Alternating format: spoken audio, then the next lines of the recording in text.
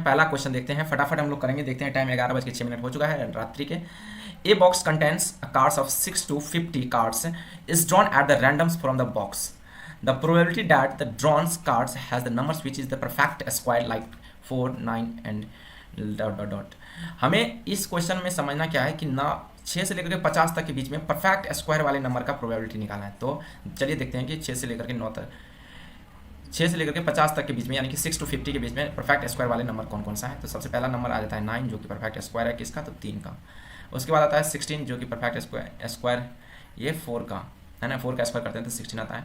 Then 25 जो कि 25 का स्क्वायर होता है, एंड 36 जो कि 6 का स्क्वायर होता है, एंड उसके बाद 49 जो कि 7 का स्क्वायर होता है। दैट्स ऑल, यही इतना ही नंबर है जो कि परफेक्ट स्क्वायर है between 6 to 50. So we can say the favorable outcomes. You know the formula of probability. The formula of probability is equals to favorable outcomes upon my total outcomes.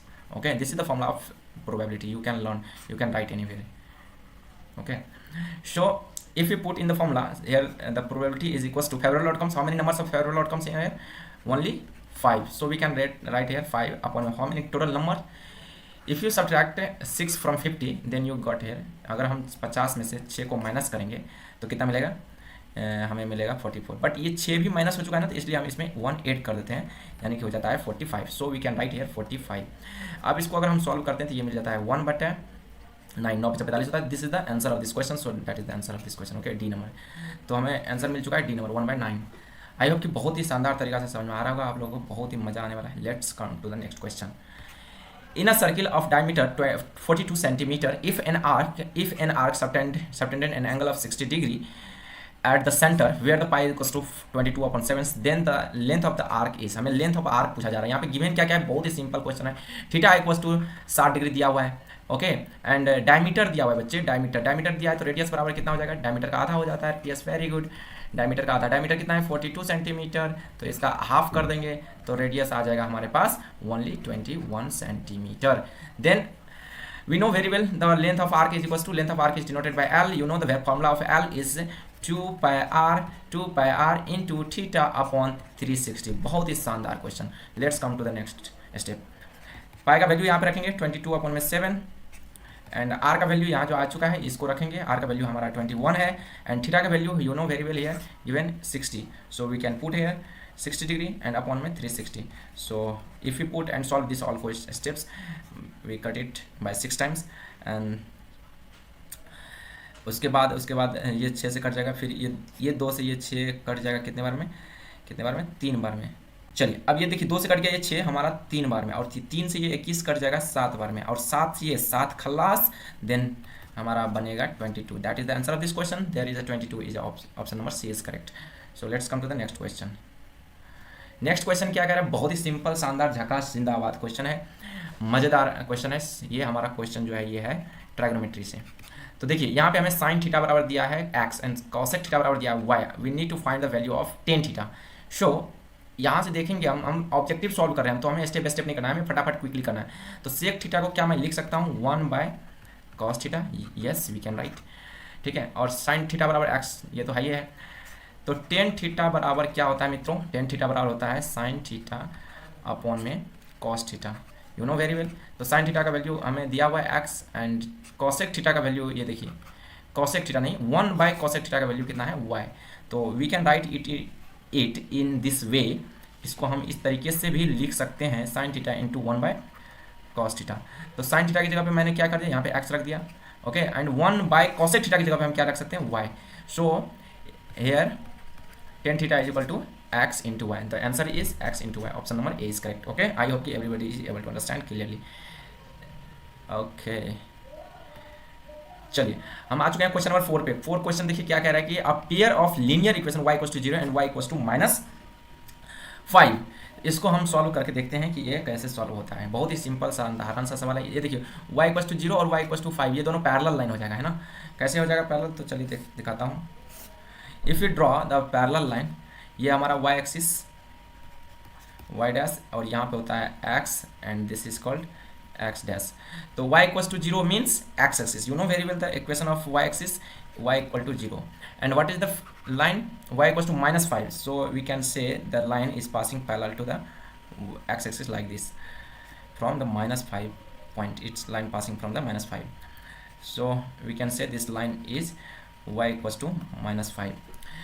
तो यहाँ पे हम देख रहे हैं कि ये जो लाइन है दोनों, क्या ये दोनों लाइन कहीं पर आपस में मिलेगा? नहीं मिलेगा, क्योंकि दोनों ये पैरेलल है, दोनों ये पैरेलल है, इस वजह से ये नहीं मिलेगा. So we can say there is no any solution. The option is no solution. Option number D is correct. मतलब ये दोनों लाइन आकर जब तक आपस में मिलेगा ही नहीं तो कोई सॉल्यूशन नहीं देगा.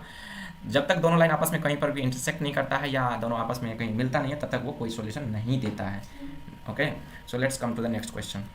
तो चलिए देखते हैं फिफ्थ क्वेश्चन क्या है. फिफ्थ क्वेश्चन कह रहा है कि a fair dice is thrown once.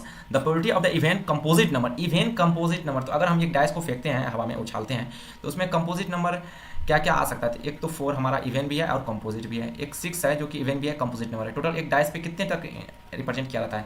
1 2 3 4 5 6. Only these numbers are represented on our dice. So if we throw this dice, so we got only here the even भी आया, composite भी आया. तो कौन कौन है even और composite? इसमें only 4 और 6 ऐसा नंबर है जो कि इवन भी है और कंपोजिट भी है. तो so we can say there is only 2 favourable outcomes. So we write here 2. We know what is the formula of probability? You know very well. Favourable outcomes upon में total outcomes. Favourable outcomes upon में total outcomes. This is the formula of probability. तो favourable outcomes का मतलब होता है जो हमें चाहिए वो. तो जो हमें चाहिए, इसमें क्या चाहिए हमें?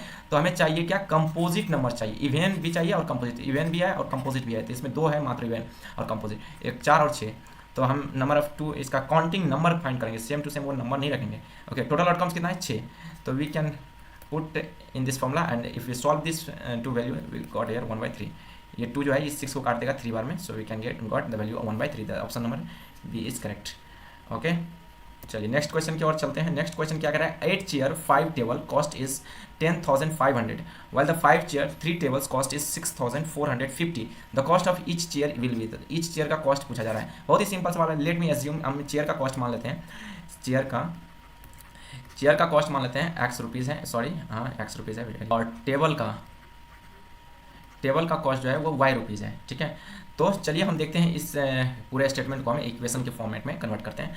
8 चेयर है, एक चेयर का कॉस्ट है बच्चे x रुपीज़. तो 8 चेयर का कॉस्ट कितना हो जाएगा? 8x हो जाएगा. Very good. ठीक है, और एक टेबल का कॉस्ट है y रुपीज़. तो 5 टेबल का कॉस्ट कितना हो जाएगा?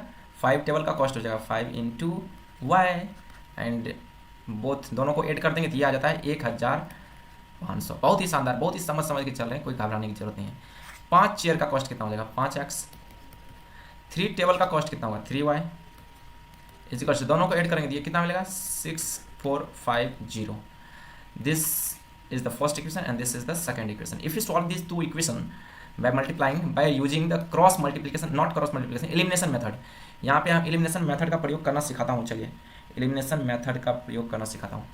यहाँ पे सेकेंड इक्वेशन में जो y का कोफिशिएंट है इसको ले जाकर के फर्स्ट इक्वेशन में मल्टीप्लाई कर दीजिए. यहाँ पे हमने y के कोफिशिएंट को इसलिए ले रहे हैं क्योंकि y का जो कोफिशिएंट है वो स्मॉल है, थोड़ा छोटा है. तो हमारा मल्टीप्लिकेशन करने के बाद जो वैल्यू आएगा वो भी थोड़ा छोटा होगा, आसान होगा, इसलिए मैं ले रहा हूँ. ठीक है, वरना हम x के कोफिशिएंट को भी ले सकते थे. चलिए इधर देखिए, पहले वाले इक्वेशन में जो y का कोफिशिएंट है उसको दूसरे वाले इक्वेशन में लाके मल्टीप्लाई कीजिए और दूसरे वाले इक्वेशन में जो y का कोफिशिएंट है उसको ले जाकर पहले वाले इक्वेशन में ले जाकर मल्टीप्लाई कर दीजिए. ओके, और मल्टीप्लाई करने के बाद इसको एक नया इक्वेशन बनेगा, वो लिखिए. पूरे इक्वेशन में मल्टीप्लाई करना है यहाँ से वहाँ तक पूरे. ठीक है ना, तो 8 3 8 24 x plus 5 3 15 y is equals to here if we multiply here in this value by 3. So we get here 5 3 15 carry 1 and 3.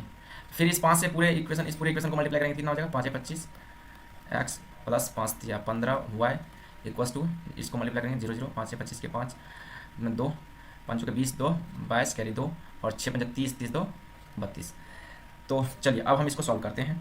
इसको सब्ट्रैक्ट कर लेंगे इक्वेशन को. तो यहाँ पे ये माइनस सिंबल लग जाएगा, जहाँ प्लस है वहाँ पे माइनस लगा देना है, जहाँ पे प्लस रहेगा तो माइनस, माइनस रहेगा तो प्लस उल्टा कर देना.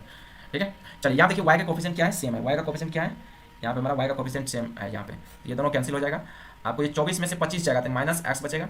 और यहाँ पे देखिए 32,250 है नीचे में और ऊपर में 31,500. दोनों को अगर सब्ट्रैक्ट करेंगे तो हमारा कितना बचेगा? माइनस में बचेगा. कितना बचेगा बच्चे? 10 में से 0 0 0 0 5 में से 0 गया 5. नीचे वाले से ही ऊपर वाले को माइनस कीजिए. ठीक है, क्योंकि ऊपर वाला छोटा है, ये वाला जो वैल्यू है वो छोटा है as compare to this number. तो 12 में से 5 गया 7. ओके, यहाँ बचा 1 में से गया 0 0 यानी कि 750 हो गया. तो this minus and this minus is cancel out.